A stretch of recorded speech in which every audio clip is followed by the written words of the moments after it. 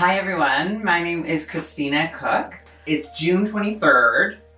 We've got 4 years left in the roaring 20s. And I think they're roaring because for me, this decade, and I think for all of us, let's be honest, this decade has felt like a tiger roaring in your face for 10 years. But luckily the tiger has good dental hygiene and their breath smells like junior mints. The working title of my play is called Proof Enough, and I'm so excited about it. It's what happens when, as you do, you inherit your mother's newspaper and you go into your first day of work and a porn store gets blown up, some demigods come to visit, and you gotta figure out some HR complaints. I think all of my plays come from feeling like I want to get closer to something and I want to, in some ways, feel connected to something that I haven't felt connected to before.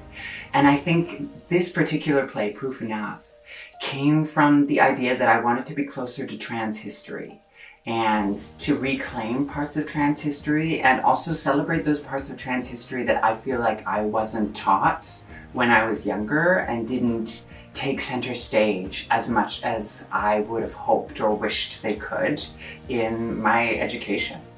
Right now, I think the working tagline, or I'm gonna say the elevator pitch of it, is glam rock band meets newspaper screwball comedy meets trans women demigods. I think the questions all relate back to community and how we be in relationship to one another, in community together, and the ways that we move through the different disagreements that we have, the different identities that we have, the different ways of knowing that we have, even within what is sometimes considered one community.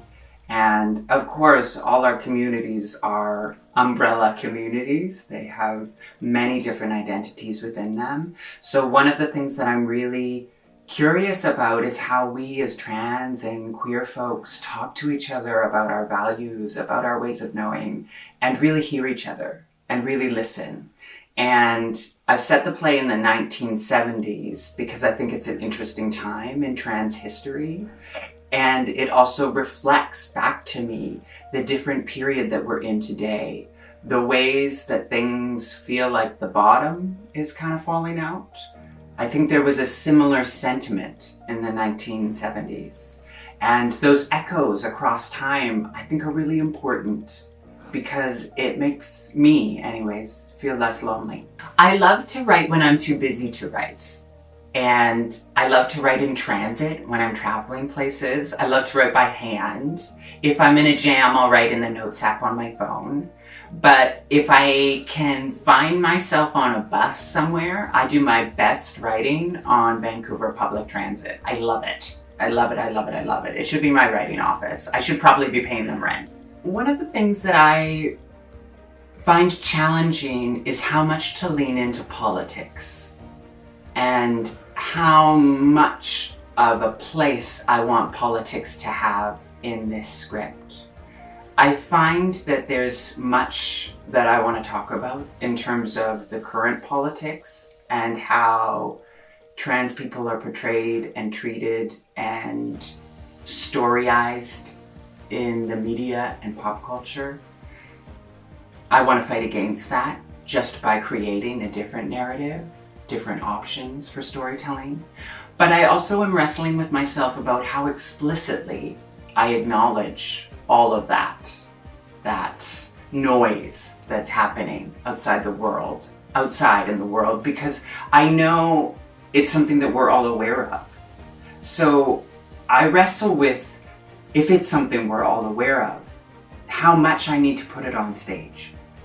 And when I'm putting it on stage, I want to know what I'm adding to the conversation that lets us move past some of the points that I think we get stuck on again and again, and the points that we've gotten stuck on for decades in our conversations about trans folks. I think so often it comes back to different conversations about regulation and different conversations about the need for rules of one kind or another.